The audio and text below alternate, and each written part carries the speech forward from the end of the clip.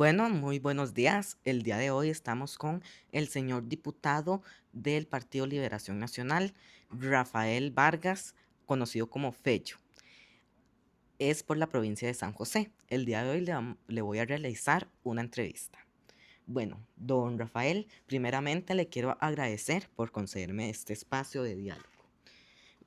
Sobre la primera pregunta, ¿qué lo motivó a involucrarse en la política?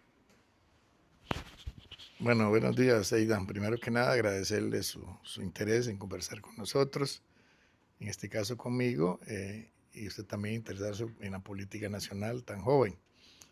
Bueno, desde muy joven estoy involucrado en la política, igual que usted, que le gusta desde los también como 12 años, que empecé como guía y luego seguí en el colegio, en gobiernos estudiantiles y muy joven fui regidor también, ya a los 22 años o 21, sí, así, fui regidor en Goicoechea, pero siempre un tema de servicio. Desde joven mi vida ha sido siempre trabajar en la comunidad, ayudar, buscar mejores condiciones de vida, involucrarme en el mejoramiento del deporte, de la cultura, de la gente. O sea, ha sido como una semilla que uno lleva adentro en función de esa causa de servicio. ¿Verdad? Uno sabe que la política y los puestos políticos son temporales, hay que utilizarlos de la mejor manera posible, aprovechar el tiempo. Son además prestados por el pueblo, que le da a uno ese privilegio, y por supuesto designados también por Dios, porque Dios es quien nos pone en los lugares que nosotros debemos estar para buscar cómo hacer bien en el paso por esta tierra. Ok. ¿Cómo fue ese momento en el que usted supo en que fue electo diputado? Bueno, yo fui candidato a diputado también en el 2002 por San José, cuando candidato era del Partido de Liberación Nacional Rolando Araya. Ahí intentamos por primera vez llegar a la Asamblea Legislativa. Como le digo, pues las cosas siempre en manos de Dios no se pudo. En ese momento nació el PAC, un partido que se convirtió en un partido fuerte, ganó 2 elecciones y Liberación dejó de obtener cerca de 8, 9, hasta 10 diputados que sacaba antes del año 2002 a solo empezar a sacar 4 o 5 diputados luego de esa elección. Y lo dejé intentar por mucho tiempo, me dediqué un poco más al tema municipal, fui alcalde de Huecochea por varios periodos y últimamente regidor, al cual puesto renuncié una vez que fui electo. Y bueno, en esta campaña de nuevo se abrió la oportunidad, como le digo, Aidan, en manos de Dios, volvió a abrir la puerta y, y volví a intentarlo, ¿verdad? El Partido de Liberación Nacional quitó de su estatuto la obligación que tenía o la autoridad que tenía el candidato de poner 4 diputados por San José nacionales a dejar solo un diputado y eso abrió de nuevo, digamos, oportunidades para algunos dirigentes como este servidor que quería de nuevo volver a intentarlo. Así que conversé largo y tendido con el candidato, con Álvaro, sobre mis ideas, sobre sus ideas, sobre lo que podíamos hacer juntos. Si él era presidente también, que era la ilusión de nosotros. Y bueno, él me dio su confianza y la Asamblea Nacional también para ocupar el tercer lugar por la provincia de San José. Y el día que quedé electo, por lo menos el propio día cuando se dan los resultados, pues son sentimientos encontrados, ¿verdad? Porque digamos que este servidor consiguió el objetivo de ser diputado, de venir a colaborar aquí a la Asamblea Legislativa, hacer su mejor esfuerzo para el país, pero también un sinsabor porque nuestro candidato no ganó. Entonces era un tema agridulce el haber conseguido la diputación con el favor de los votantes de San José y de Dios, pero no era alcanzado la presidencia de Álvaro, que sabíamos en el partido que bajo su mandato Costa Rica iba a mejorar mucho. El país iba a hacer, él iba a hacer cosas importantes y esperemos que a futuro lo pueda lograr también. Ok, don Rafael. ¿Usted qué mensaje le daría a los jóvenes que les interese involucrarse o que ya se están involucrando en liderazgos sociales y en la política? Bueno, es fundamental que el joven se involucre en la comunidad, en el tema social, en el tema político, porque si no, la política quedaría en manos y la parte social de personas de una edad, no sé, de 40 años para arriba, y eso no es razonable. Es necesaria la renovación en todo aspecto de la vida. Sin embargo, sí es importante hacer notar que esto no es fácil, que no es sencillo, que quien se involucra en la comunidad ya le encuentran defectos, le encuentran problemas, ya empieza a ser criticado si hace o no hace, que se involucra en política igual, si es regidor, si es síndico, si está en el Consejo de Distrito, si está en la Asociación de Desarrollo.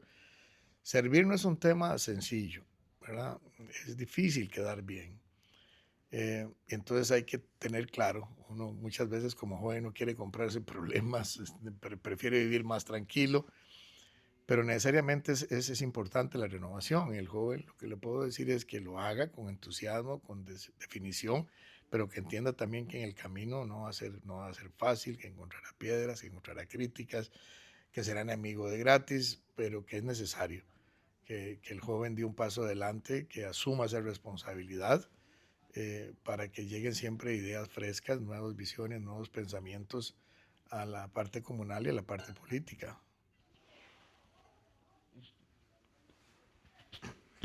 Sí, don Rafael, le voy a contar mi experiencia, un poquito de mi experiencia durante esto, porque a mí me interesa mucho la política, el estado del país, y los derechos humanos. Yo en redes sociales he estado, hago videos de concientización y ahora que estoy con este proyecto, entrevistas a diputados, a diputadas, también, como usted dice, es algo muy verdadero. Uno encuentra tanto como críticas como comentarios buenos, pero también un mensaje que yo daría a los jóvenes como yo es que no se dejen llevar por el hate que le llaman ahora, los malos comentarios, porque sí, porque necesitamos en Costa Rica más jóvenes involucrados en la política. La siguiente pregunta es, usted, si pudiera ser ministro, ¿de qué le gustaría ser? Esa es una buena pregunta, ¿verdad? En el Poder Ejecutivo nunca he estado, como te dije, en el régimen municipal, ahora en la Asamblea y me he movido mucho también el tema del deporte. Eh, si tuviera que ir al Poder Ejecutivo, creo que pensaría que me gustaría ser presidente del IFAM, por ejemplo, porque me he movido mucho en el ambiente municipal, me gusta mucho, o en el tema de INADECO, en la parte de asociaciones de desarrollo, que son fundamentales también para el desarrollo de las comunidades y son puestos realmente activos del trato con la gente, con el pueblo, con el poder local, porque yo soy una persona muy dinámica y me gusta ese contacto. Y si tuviera que estar en algún ministerio, la verdad nunca lo he pensado, porque no me ha pasado por la mente, pero como he estado también muy involucrado en el deporte, fui miembro del Consejo Nacional de Deporte y la Recreación, el ICODER, el Ministerio del Deporte me podría traer también el poder servir desde ahí. Eh, pienso que serían como las dos áreas donde me interesaría. No significa que no pueda hacer otras cosas en otros ministerios, ¿verdad? Según el conocimiento de uno, pero en las áreas que me gustaría desarrollarme, si fuera posible. No, no lo sé ya, porque yo me pensioné en el 2023, suspendí la pensión ahora para venir a la Asamblea como un proyecto de vida, pero sobre todo como un proyecto de ayuda al país, que es lo que me interesa para tender puentes, para facilitar, pero si hubiera una posibilidad, podría ser en esos en dos campos. También me gusta el servicio exterior, podría ser otra posibilidad. Don Rafael, usted, aquí en la asamblea, ¿cuál diría que es su principal prioridad aquí en la asamblea? Sus prioridad, su proyecto que más le llame la atención de presentar. Sí, aún estamos trabajando en visualizar la presentación de proyectos. Yo no quiero ser un diputado que al final diga que presentó 150 o 200 proyectos, se aprobaron 3 o 4 y que los demás ni siquiera caminaran porque no fueran inviables, sino pensar exactamente qué proyecto puede incidir o ayudar, digamos, al país y a la sociedad. Pero mucha de mi atención pasará por el tema el tema social, ¿verdad? La protección al adulto mayor, a la niñez, a las personas en condición de discapacidad, personas en condición de calle, este, el mejoramiento de vida y la calidad humana de los que menos tienen en Costa Rica, más temas sociales, ¿verdad? Y ahí estamos pensando y trabajando con los asesores cómo presentar algunas cosas en ese sentido, en el tema del deporte, como te digo también, cómo fortalecer el deporte en función de mejores recursos para los atletas que no tienen posibilidades de destacar porque no tienen dinero, pero tienen habilidades, tienen posibilidades, pero no hay becas importantes porque o vienen familias de escasos recursos y no se pueden dedicar al deporte. En esas áreas me interesa mucho, por supuesto, seré un diputado y soy un diputado estudioso para ver temas de seguridad, como los que presentó ahora la presidenta, para trabajar también en temas del mejoramiento de las instituciones como la Caja, el IMAS, pero quiero trabajar un poco en la parte social fundamentalmente, ver cómo fortalecemos eso, cómo fortalecemos la calidad de vida de las personas que más necesitan en el país y un poco el tema deportivo. Bueno, don Rafael, también, ¿usted cuál cree que es urgente en el sistema educativo costarricense? Algo que tenga, algo urgente que se tenga que mejorar. Bueno, mi madre fue educadora, mi hermano menor también. Eh, por supuesto, creo que es fundamental que el gobierno respete el porcentaje de la educación en cuanto a presupuesto, de acuerdo a la constitución política. Eh, y hay que fortalecer los programas de estudio del MEP necesariamente, pero también hay que darle las condiciones a los jóvenes para que estudien, ¿verdad? La cantidad de centros educativos que están con orden sanitaria es impresionante. Uno, pues cuando sale de la casa al centro educativo, yo que estudié pues hace muchos años, ir a la escuela era muy agradable, digamos, desde el punto de vista de su infraestructura física. Eran escuelas en muy buen estado, ¿verdad? En los años 60, 70 que yo estudié, digámoslo, ¿verdad? En los años 70, 80, eh, pues eran colegios y escuelas que daba gusto ir, no importa que fueran de la zona rural, pero ahora yo veo a los estudiantes, pues yo creo que hasta con desánimos muchas veces de llegar a un centro educativo por ese estado, no saben si cuando llueve hay goteras, no saben si esa cosa se va a incendiar porque los cables están por todo lado.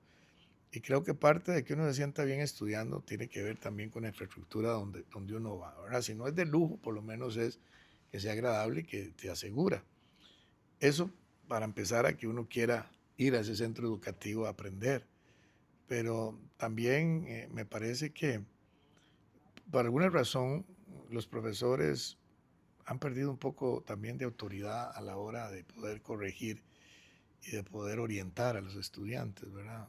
No sé, ahora como que cualquier palabra o cualquier cosa un poco salida de tono puede sonar como que al estudiante se le está faltando el respeto o que le hablaron un poco fuerte. No sé, creo que también como jóvenes, no lo sé, en algún momento dado, algunos han perdido la perspectiva que el profesor, que el educador es como su segunda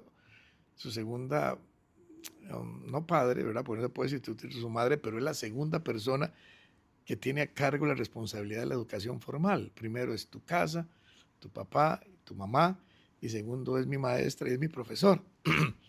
Y creo que antes tenía un poquito más de movilidad para poder forjarnos a nosotros como personas sin rayar el tema del respeto que siempre se ha tenido, pero era un poquito, digamos, se le permitía por los padres ser un poquito más estrictos con nosotros en algunas áreas para mejorar nuestro rendimiento. Siempre es en tema de mejoras. Eh, y creo que ahí hemos perdido un poco de eso, pero mucho tendrá que ver también con la calidad del profesor, de su graduación, de sus conocimientos, de cómo transmite al estudiante, cómo aprende el estudiante y cómo también pues, los currículos educativos, digamos, que tenemos actualmente se adaptan también a los tiempos modernos, a lo que el joven debe saber en cada una de las materias. Pero es urgente el tema de infraestructura y es urgente también revisar el tema curricular de las materias que estamos dando y sus contenidos que sean acordes al momento. Usted en su tiempo libre, como cuando ya no está en la asamblea, que llega los fines de semana, cuando no sirve al pueblo, que tiene para descansar, ¿usted qué hace como, podríamos usar la palabra hobby que ahora se usa?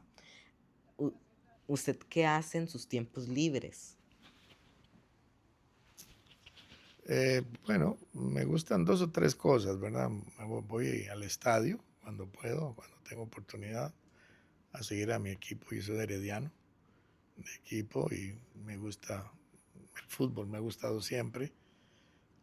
Normalmente voy con mi hijo menor, que es también herediano, y compartimos esa digamos, parte. Me gusta el teatro mucho, también trato de asistir al teatro a menudo, al cine también voy, pero uno de los mayores hobbies que tengo es ir a conocer restaurantes.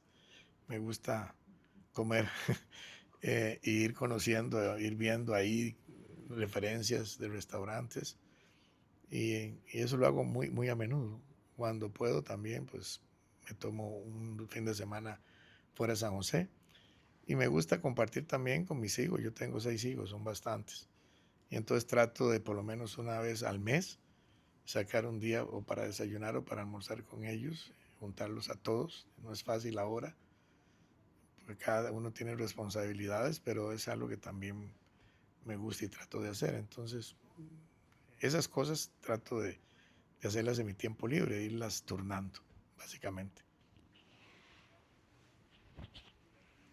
Bueno, don Rafael, ya para ir finalizando, ¿usted cómo se describiría en una sola palabra? Bueno, una sola palabra es difícil, pero yo diría que en un ser humano que comprende, que soy solidario y que soy empático con las personas. Bueno, muchísimas gracias, señor diputado. Gracias a ustedes.